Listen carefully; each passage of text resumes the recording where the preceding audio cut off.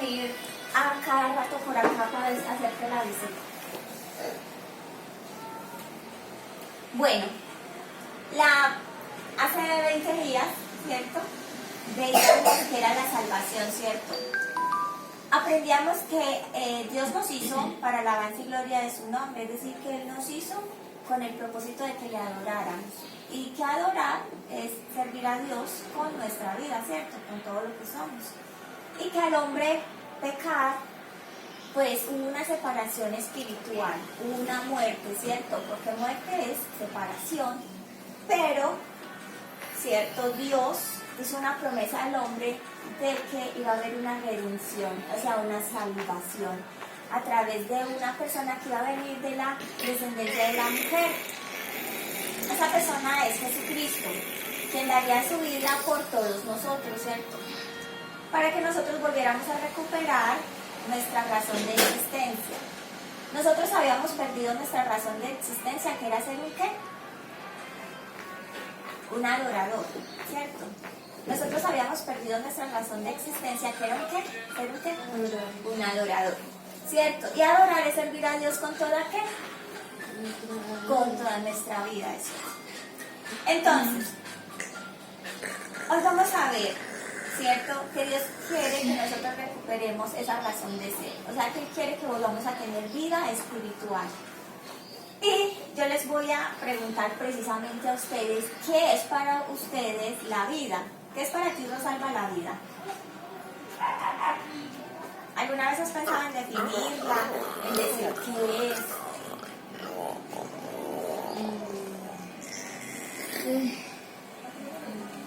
No, cierto, uno normalmente nunca piensa en definir la vida. Muy bien, pero si muerte significa separación, entonces ¿qué puede significar vida? ¿Qué es el antónimo? Unión, exacto, unión, precisamente. Entonces, cuando nosotros definimos la muerte, pensamos que es una separación. Entonces, teniendo en cuenta esa definición, ¿qué será la muerte física? La muerte física es como la separación del cuerpo del alma, del espíritu. Exacto, Rosa, la Rosa está, mejor dicho, cuchilla, exacto. Es la separación del cuerpo, del alma, ¿cierto? Y del espíritu, ¿cierto? Entonces, cuando ya nuestro cuerpo muere, también nuestra alma se separa de él, ¿sí? Y nuestro espíritu, lo que nos genera la vida.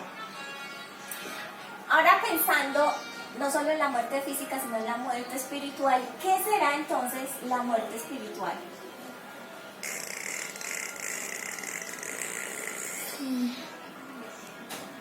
La separación que estamos separados de Dios. Eso, ¿qué comió hoy? La muerte espiritual es cuando estamos separados de Dios. Nuestro espíritu está separado del espíritu de Dios, está separado de Dios, o sea que ya no tenemos una relación con Él, ¿cierto? Cuando alguien se muere, que alguien se muere espiritualmente, ya ahí no hay nada que hacer. No, claro que sí hay mucho que hacer. Entonces, Mientras que estemos, claro, porque la muerte espiritual, ¿cierto? Es la separación que nosotros tenemos con Dios, pero a través de Cristo, cuando aceptamos a Cristo, Cristo es la solución y Él nos da vida espiritual.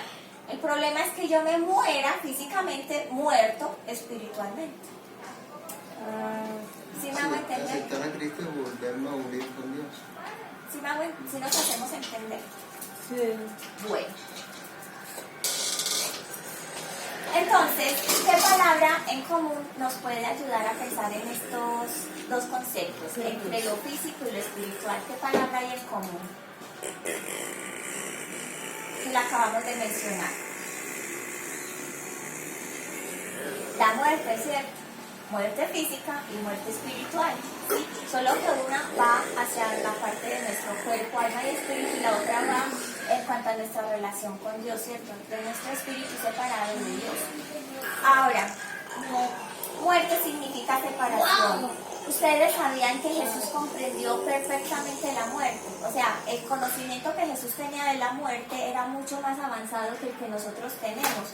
Porque nosotros siempre que pensamos en muerte solo pensamos en cuando ya partimos de este mundo, cuando ya no vivimos más físicamente, ¿cierto que sí? Pues creo que todos normalmente pensamos es así. Pero Jesús comprendió la muerte aún más allá. Como veo que no trajimos la Biblia, voy a leer por ustedes, ¿sí? Entonces, cuando se trataba de una muerte física, Jesús, por ejemplo, él no hablaba con el término muerte. Él utilizaba otro término. Ese término era dormir. Entonces vamos a leer en Marcos 5, 39 al 40. Dice, yo le pido el favor al pastor Carmelo, aquí. Ya no con mis ojos. No, entonces yo le voy a chupar, ya que no se encuentre. Vale, entonces dice, y entrando les dijo, ¿por qué alborotáis y lloráis? La niña no está muerta, sino duerme. Y se burlaban de él. Mas él, echando fuera a todos, tomó al padre y a la madre de la niña y a los que estaban con él y entró donde estaba la niña. A Jesús fueron unos padres diciéndole, nuestra hija ha muerto. Fueron a pedirle a Jesús que sanara a su hija, pero llegaron unas personas y le dijeron, no molestes más al Señor, la niña ya murió, ¿cierto? Pero Jesús, ante esta respuesta y ante la fe de los padres, les dijo, no se preocupen, la niña solo está durmiendo. La gente se burlaba. ¿Por qué la gente se burlaba? Porque ellos habían visto que la niña había fallecido. Pero Jesús estaba refiriéndose a que ella había dejado de existir físicamente, ¿cierto? Pero él no estaba hablando de que ella estaba realmente muerta, ¿sí? Entonces, a nivel espiritual. Entonces, él lo sacó de la habitación y ¿qué hizo? Oró al padre y le dijo a la niña que se levantara. Y la niña se levantó, ¿cierto? Entonces, en Juan 11:11 dice, dicho esto les dijo después, nuestro amigo Lázaro duerme, mas voy para despertarlo. Cuando nosotros leemos estas narraciones en la Biblia, bueno, cuando yo era niña, yo no sé si Rosalba le tocó leer esto más jovencita, uno también pensaba en Jesús porque decía que dormía. ¿Cierto? Cuando en mi mente de niña yo pensaba que era que estaba dormida, pero que la gente pensaba que se había muerto. No que realmente se había muerto. O a veces en las clases decían la niña se murió, ¿cierto? Y uno pues lo asumía como que se había muerto físicamente. Pero cuando uno va creciendo y va escudriñando más las escrituras, me llama mucho la atención ver que en ambos casos Jesús hablaba de dormir y no de morir físicamente, ¿cierto? Más aún, Jesús le dice a unas personas que le quieren seguir, les dice, ellos le dicen, maestro, ¿qué tenemos que hacer para seguirte? Él les dijo, pues tomen su cruz y síganme, o vengan en pos de mí, ¿cierto? Y ellos le decían, yo sí te quiero seguir, pero tengo que ir a esperar a enterrar a mis padres, ¿cierto? O sea, que tengo que esperar a que mis padres cumplan su tiempo aquí en la tierra. Pero Jesús les dice, dejen que los muertos entierren a sus muertos. Entonces uno dice, ¿qué quiso decir con eso? O es que Jesús era tan indolente, ¿cierto? Como que no preocuparse porque la gente tenemos papás, hermanos, familiares a quienes amamos y queremos.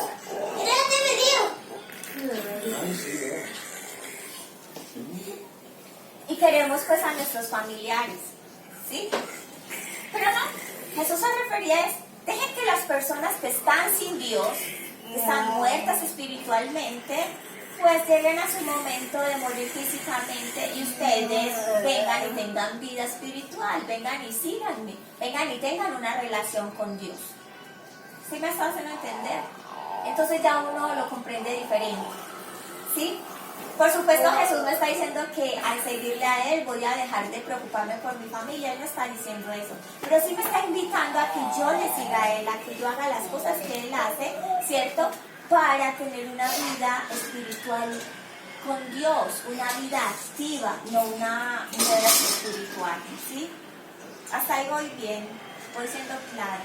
Si estoy muy enredada, me dices. Bueno. Entonces, miren aquí lo que dice Jesús en Juan 11:25. Le dijo Jesús, yo soy la resurrección y la vida. El que cree en mí, aunque esté muerto, vivirá. Uno siempre piensa en que Jesús está hablando de que el que esté muerto físicamente va a vivir, porque estaba dentro del contexto de la muerte física de Lázaro, ¿cierto? Pero Jesús está diciendo que Él era el que traía vida espiritual, que a través de Él nosotros tenemos vida espiritual, comunión con el Padre Dios, que aunque estemos, lo que me preguntabas ahorita, muertos espiritualmente, a través de Él vamos a vivir nuevamente, es decir, a través de Él voy a volver a tener una relación con Padre Dios. ¿Sí me estás haciendo entender? Entonces la muerte espiritual tiene solución, Jesucristo. Él dice, el que cree en mí aunque esté muerto vivirá, porque yo soy la resurrección y la vida, ¿cierto? Jesús también dice en Mateo 8:22, Jesús le dijo, sígueme, deja que los muertos entierren a sus muertos, lo que acabamos de hablar, ¿cierto? El apóstol Juan denominó como homicida a un grupo especial de personas. Yo lo voy a leer y ustedes me van a decir a qué grupo especial de personas Juan les dice homicidas. Dice en primera de Juan 3:15, todo aquel que aborrece a su hermano es homicida y sabéis que ningún homicida tiene vida eterna permanente en él. ¿A qué grupo de personas se estaban refiriendo?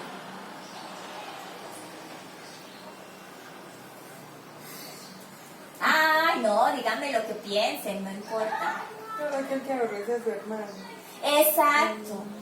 Ah, usted está pensando.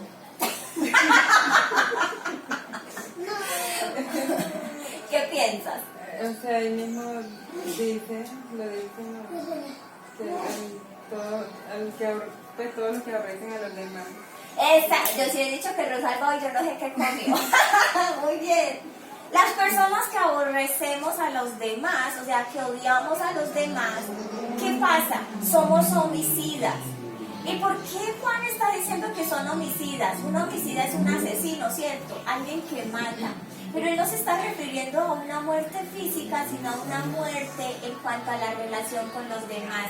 O sea que la muerte, el término muerte, se puede aplicar a nuestra muerte física, a nuestra muerte espiritual, pero también a la muerte de nuestras relaciones con los demás. ¿Me hago entender?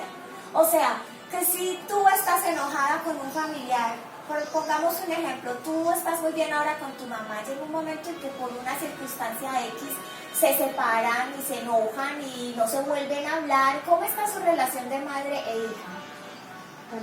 Está muerta. ¿Por qué? Porque están separadas. El término muerte en general aplica a todo lo que tiene que ver con separación. ¿Sí? Si yo a mi papá no le hablo por ningún motivo, mi relación con él como está muerta. Hablando de esto, yo escuché hace mucho tiempo, algunos meses atrás, una anécdota. Ya no lo recuerdo perfecto, pero la esencia era que en un país asiático, no recuerdo si era Japón, hay una pareja de esposos. Y entonces, yo creo que sí era en Japón, porque yo creo que se la escuché con este conferencista Genki, bueno, no me acuerdo el nombre de él. Y resulta que por una situación X, el esposo dejó de hablarle a la esposa, nunca se divorció de ella. ¿Ustedes saben cómo era la relación? Ellos tenían hijos pequeños. Él llegaba y todo lo que él le iba a decir a ella decía, dígale a su mamá tal cosa, dígale a su mamá tal otra. Entonces la esposa le hablaba a él, pero él nunca le respondía a ella, sino que le decía a los hijos, dígale a su mamá tal cosa. Entonces la mamá con el tiempo también, dígale a su papá tal otra. Ellos no se comunicaban entre sí por años. Los hijos crecieron viendo que no había una relación entre sus padres. Yo no recuerdo muy bien la anécdota, pero llegó el momento, creo, que ya el papá la señora se cansó de la situación y, mejor dicho, todo estalló y al parecer ya el hombre le habló a ella y todos lloraron, porque por años el hombre nunca le había hablado a su esposa y el motivo de su enojo creo que había sido una tontería, porque ni siquiera fue porque ella le puso los cuernos, por decirlo así. Entonces, ¿cómo estaban? Estaban bajo el mismo techo, estaban casados legalmente, nunca se habían divorciado, criaron hijos juntos, pero su relación como marido y mujer, ¿cómo estaba? Muerta. Muerta. Y eso era una situación mala para ella, para él y para sus hijos. Entonces la muerte también se aplica a nuestras relaciones interpersonales. Por eso Juan está diciendo, el que aborrece a su hermano es un homicida. Y también no puede amar a Dios, porque no puede amar a Dios al que no está viendo, ¿cierto? Si a su hermano, o sea, a la persona que tiene al frente no perdona, no aborrece, ¿qué sucede? Dios nos perdona a nosotros, ¿cierto? Dios pasa por alto nuestros errores cuando nos arrepentimos de corazón y le pedimos perdón, ¿cierto que sí? Pero pasa como el asunto de los dos deudores, que un hombre le debía gran cantidad de dinero a su señor y el señor le cobró y no tenía dinero y él le suplicó, no me mandes a la cárcel, no esclavices a mis hijos, mira que ellos dependen de mí, y le suplicó y el señor lo perdonó y le dio más tiempo para, ¿cierto?, para que pudiera organizarse. Pero resulta que este hombre vino, se encontró con un consiervo suyo o con una persona que estaba, que le debía a él un dinero muchísimo más. Pongamos que tú debes 50 millones de pesos y el otro te debe 100.000 pesos, ¿cierto? Y entonces vino este hombre y le dijo que le pagara, porque como él estaba recogiendo lo de la deuda. Entonces el otro le dijo, yo no tengo, y él dijo, si no me pagas te voy a mandar a la cárcel y voy a hacer esclavizar a tus hijos y a tu mujer. Sí, bebé, ahorita mismo. Y entonces el hombre le dijo, no, yo no te voy a perdonar, y lo mandó a la cárcel y bueno, cumplió su sentencia. El señor, al que él le debía mucho más dinero, se enteró y le dijo, ¿cómo así que yo sí te perdoné y tú no perdonaste a tu hermano? Por no perdonar, entonces yo ya tampoco te perdono a ti, entonces yo también hago efectiva mi sentencia, te mando para la cárcel y que tu familia venga a servirme. Vemos, Jesús puso ese ejemplo para decirnos, tú también, como el Padre Dios te perdona cuando tú pides perdón, perdona cuando otro te pida perdón, ¿cierto? O como le dijo Jesús a Pedro cuando le preguntó, ¿cuánto tengo que perdonar a mi hermano? Muchos hacemos la multiplicación, ¿cierto? 70 veces 7, pero los comentaristas bíblicos dicen que esto era algo simbólico. Jesús lo que quiso decir no es que hay un número determinado para perdonar a mi hermano, que eso es infinito. Cada vez que mi hermano se arrepiente de corazón y me pide perdón de corazón, mi actitud correcta es perdonarlo. Porque Dios, cada vez que yo meto la pata y me arrepiento y le pido perdón, Él me perdona. ¿Y cuántas veces no hemos metido la pata así, pero mejor dicho, que no solamente es el pie, no, sino todo el cuerpo, y nos ha perdonado? Entonces yo no puedo pedirle perdón a Dios y esperar ser perdonado si yo digo, que te perdone Dios, que te perdone. El santo cachorro. Exacto. No, ¿sí? Entonces a eso también se le llama muerte espiritual, a aborrecer a mi hermano y a mi hermana. Entonces la separación siempre es muerte, ¿sí? En todo aspecto. ¿Listo? Entonces, definamos qué es la vida. Recordemos, ¿qué es la muerte? Separación, muy bien. Entonces, si muerte es separación y vida es su antónimo, habíamos dicho que vida es unión. Eso, Rosita, sin miedo, que usted lo sabe perfecto. Entonces, Jesús dijo en Juan 17:3, y esta es la vida eterna, que te conozcan a ti, el único Dios verdadero, y a Jesucristo, a quien has enviado. Entonces, ¿qué entendemos por estas palabras de Jesús? Se los vuelvo a repetir. Y esta es la vida eterna, que te conozcan a ti, el único Dios verdadero, y a Jesucristo, a quien tú has enviado. ¿Qué podemos entender por esas palabras? Lo que se les venga a la mente, no tiene que ser, descompliquen.